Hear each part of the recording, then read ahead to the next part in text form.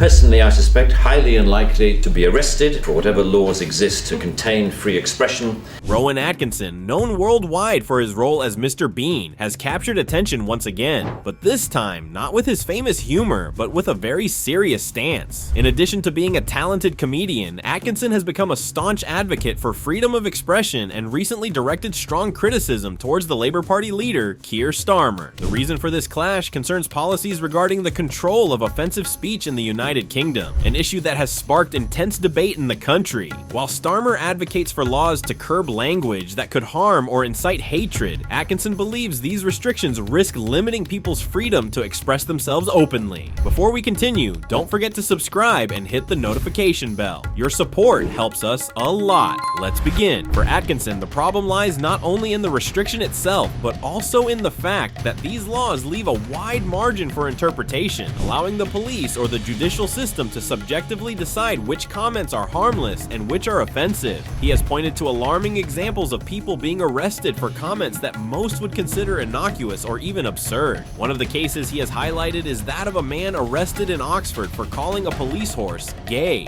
Atkinson argues that such incidents reflect a worrying trend. Laws that, rather than protecting freedom of expression, can be used to silence individuals for trivial comments. At the core of his criticism is the Public Order Act, specifically Section 5, which allows authorities to arrest anyone who makes comments that could be deemed insulting, even when there is no physical harm or real threat involved. According to Atkinson, this law has been applied disproportionately and has led to ridiculous and concerning situations. By pointing out these flaws, Atkinson emphasizes that freedom of expression is a right that must be safeguarded in a democratic society, as it enables the exchange of ideas and opinions even if they are unpopular or uncomfortable for some. He has also highlighted how censorship and cancel culture directly impact comedy and the art of making people laugh. In his view, humor plays a vital role in society by exposing uncomfortable truths, challenging prejudices, and lightening complex issues. For centuries, comedy has served as a tool for expressing ideas that are difficult to address in other contexts, offering a lighter perspective on topics that might otherwise be taboo or controversial. However, Atkinson contends that this purpose is threatened when cultural norms or laws begin to restrict what can be joked about. For him, one of the biggest issues is that comedy largely depends on the risk of offending. Any joke, however innocent, has the potential to make someone uncomfortable, as laughter often arises from surprise and the unexpected. This essential aspect of humor directly conflicts with the growing trend of eliminating any comment that could be deemed offensive. Atkinson argues that this restriction stifles comedians' creativity, forcing them to self-censor and avoid controversial topics to avoid offending specific sensitivities. One aspect that Atkinson has pointed out is that there is no universal standard for what constitutes an offensive comment, as the perception of offense is deeply subjective and depends on factors like culture, personal experiences, and individual beliefs. What some find funny, others may find offensive, and vice versa. For him, allowing this subjectivity to control the realm of comedy equates to stifling an art form that relies on the freedom to explore and satirize all facets of human life. In his view, this poses a serious threat to diversity of thought, as comedians and other artists begin to avoid topics that were previously considered legitimate elements of social critique. Atkinson believes that this pressure to avoid any comment that could be misinterpreted has led to safer and consequently less relevant comedy. In his words, society loses a crucial tool for questioning and reflecting on difficult issues, a tool that has helped shed light on injustices and questionable behavior in an accessible way. In a world where comedy is limited by the fear of censorship, we risk losing a unique and essential voice for promoting dialogue and introspection. Atkinson has stressed the importance of understanding that freedom of expression does not imply an obligation to agree with what others say. The essence of this right is to allow the coexistence of diverse opinions, including those that may be offensive or at odds with majority norms.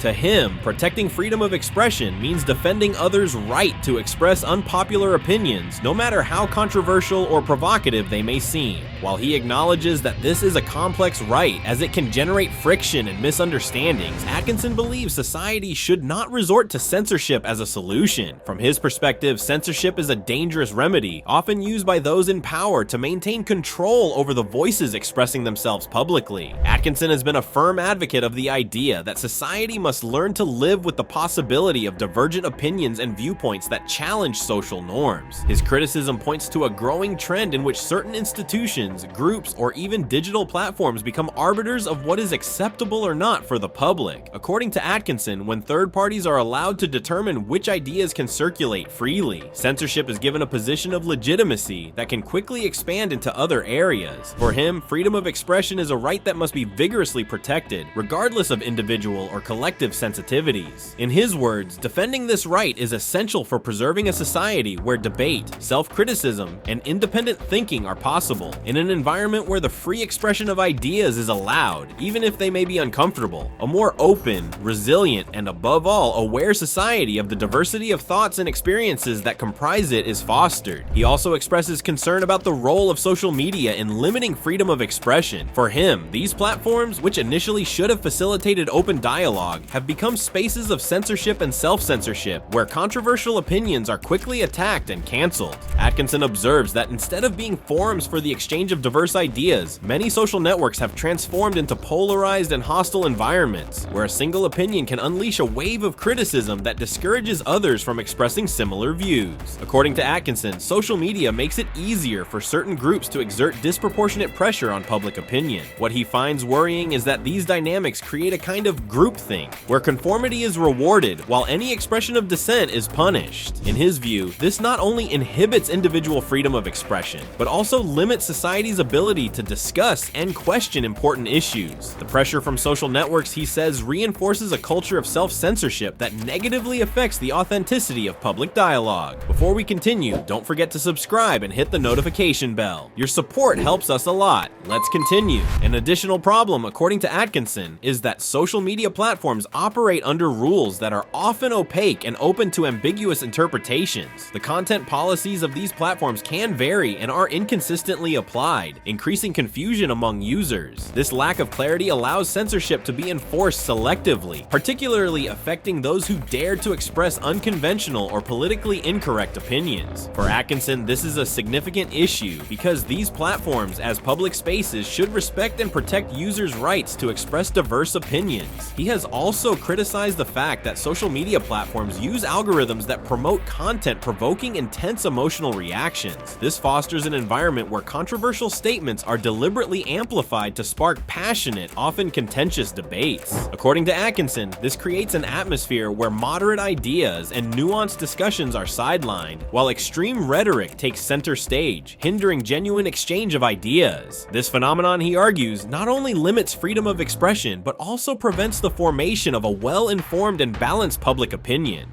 The actor has warned that by promoting such dynamics, social media erodes the diversity of thought. In his view, technology should facilitate the meeting of diverse perspectives rather than reinforce a cancel culture where a dominant viewpoint stifles all others. Atkinson believes society is delegating control over freedom of expression to a few tech companies, posing a threat to democracy and plurality. In his opinion, relying on a few platforms for the exchange of ideas means that freedom of expression is subject to corporate decisions that may shift based on economic or political interests. For Rowan Atkinson, allowing social media to act as arbiters of public expression without proper oversight or genuine commitment to freedom of speech threatens individual autonomy and the health of democracy. Another point Atkinson highlights is that political correctness can lead to self-censorship among artists who, anticipating potential backlash, avoid certain topics or characters for fear of retribution. This creates, in his view, a culture of fear in which creators limit their own work, sacrificing authenticity and depth in their projects. In the case of comedy, he notes that self-censorship not only affects artists, but also the audience, who receives a more superficial, less provocative product. Atkinson also criticizes how political correctness is being applied retroactively, impacting the legacy of past artists whose works are reinterpreted by today's standards. He argues this is a way of distorting historical context and judging past figures from a modern perspective, which he considers both unfair and counterproductive. For him, him, works of art should be understood within their context and appreciated for their intrinsic value, rather than dismissed or censored for failing to align with contemporary sensibilities. The actor advocates for a stance in which artistic freedom is respected as a way to enrich social debate, even when the topics addressed are uncomfortable or controversial. He argues that if a society truly values diversity, it is essential to allow artists and creators to express diverse ideas, even if these challenge norms or unsettle certain groups. In his view, genuine social progress requires a space where people can express their ideas and criticisms without fear of being silenced, enabling a society richer in viewpoints and more capable of addressing its own challenges and contradictions. In addition to his criticism of political correctness and cancel culture, Rowan Atkinson has expressed concern about the impact these phenomena have on the authenticity of characters and storytelling in current productions. For him, characters and stories should be constructed authentically, without being limited by cultural or ideological restrictions that seek to mold them to a single line of thought. Atkinson points out that in comedy, the purpose of each character is to reflect a part of society and allow the audience to see themselves or others in them, even if this means highlighting the absurdity or ridiculousness of certain human behaviors. Atkinson observes that when characters are forced to meet certain criteria imposed from a politically correct standpoint, the ability to create truly representative and complete figures is lost. This is, in his opinion, a significant loss for art, as it limits the potential to connect honestly with the audience. He emphasizes that authentic, complex characters allow viewers to see themselves in them and to question their own values, motivations, and biases. However, when these characters are shaped by a desire to avoid any form of criticism, they become flat, predictable, and ultimately unmemorable. He considers this phenomenon particularly detrimental in comedy, where characters are often exaggerated and placed in extreme situations precisely so that the audience can reflect on human nature and social flaws. By limiting creative possibilities in character construction, political correctness undermines comedy's power as a tool for observing and critiquing society.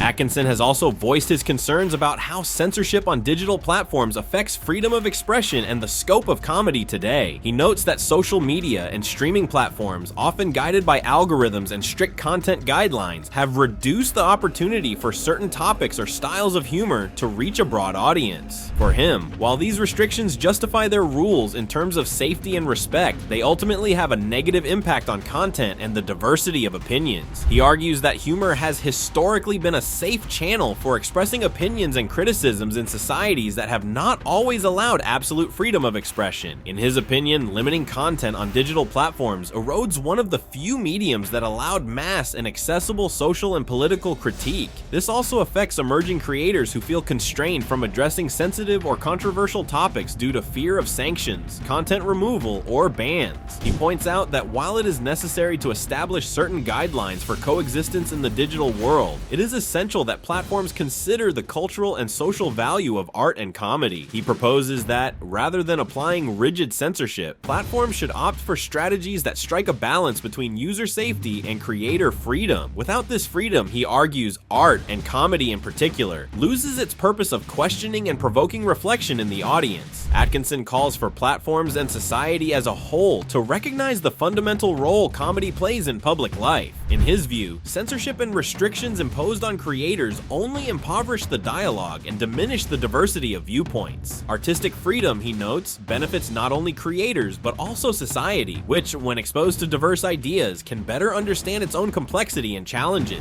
If you like this video and want to see more content on important issues, subscribe to the channel and give it a like. Your support helps us continue creating content. Thanks for being with us, and don't forget to share this video. See you next time.